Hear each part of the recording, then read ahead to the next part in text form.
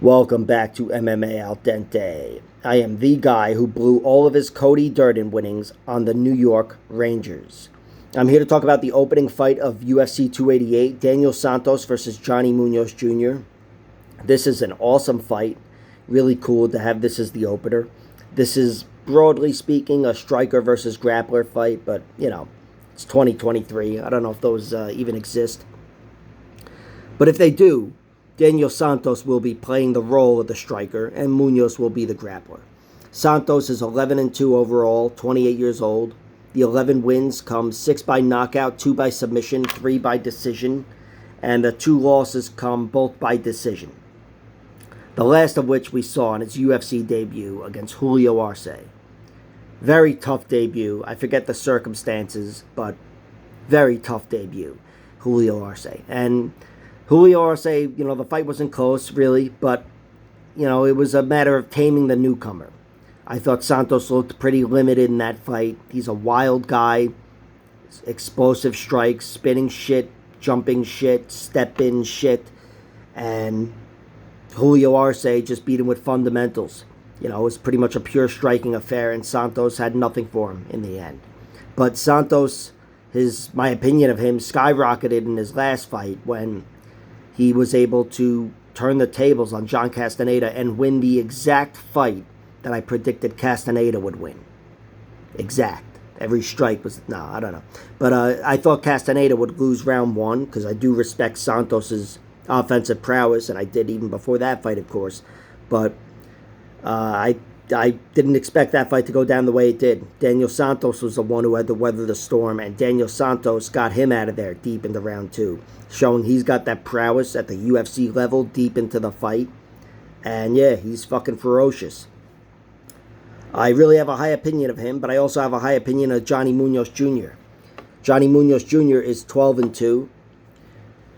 He's got 2 inches of height and 4 inches of reach on Daniel Santos, which, he's not the guy that's going to make the most of that. I mean, I think it'll help him with the straight punches and whatever, keep him more safe. But I think in general he doesn't want to be on the feet with Santos, at range anyway. I think the reach could help him in securing takedowns, cutting corners, and lacing a leg against his, through his legs against the cage or something. But that's where Johnny Munoz wants to be. He's the grappler in this fight. 12-2 record, 2 TKO victories, 7 submissions, 3 decisions. And the 2 losses come 1 by knockout and 1 by decision, both in the UFC. I think his debut is when he lost to Nate Maness, but that was a fight in which he put a lot of pressure on Maness and was definitely in the realm of winning that fight. And the other loss, the knockout, comes to Tony Gravely, who just cracked him. And that was very early into round 1. And it's the only time he's been finished, of course. But where he has a distinct advantage, in my opinion, is grappling. Of course, he is the grappler in this fight, but he's got very good grappling, Johnny Munoz Jr., and he's got good wrestling, too. Even though the wrestling has failed him like it did against Nate Maness, he's got pressure, tenacity. He shot 1,000 shots against Nate Maness. The whole fight was a takedown attempt. And when he's on the ground, he's dominant. This guy's got great control, great submission prowess. He's only gotten Jamie Simmons out of there in the UFC, which is certainly, very low level, whatever. But he certainly impressed me in his victory against Ludovic Sholinian. And I do think Johnny Munoz Jr. is not bad as a striker, to be honest. Although, again, I don't think he's going to fare well against Daniel Santos. Certainly not in round 1. But I think Johnny Munoz Jr. is going to win this fight.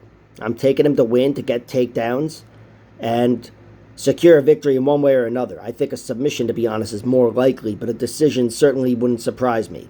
These guys, they've got, 13 fights and 14 fights, and they've got 5 decisions and 4 decisions. So, especially as they're fighting up at the highest level they've ever fought at, or thereabout, decisions become more likely. Johnny Munoz might just settle for the victory if he finds out he can't submit Daniel Santos. And look, Daniel Santos, even though I expect submission to be more likely because he's the striker, who's, more of a striker certainly. He's got 2 submission victories and he's never been submitted. So I certainly couldn't, count on it. But I really like Johnny Munoz, his decision line, plus 155. I threw something on the under as well. Now it's at minus 145. I had the odds a little tighter, but I do think there's value on the under because I do think Santos is just so dangerous and Munoz might be vulnerable that if Santos wins, it's more likely to be a knockout, of course. Even more likely than the submission for Munoz, but I'm picking Munoz, so I consider the submission much more likely.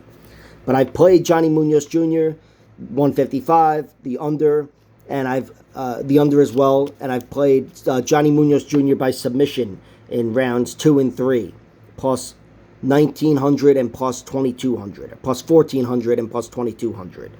I think, whatever, it's worth a sprinkle because, again, it's my prediction. Like, share, subscribe, all that horse shit. Check out my other videos.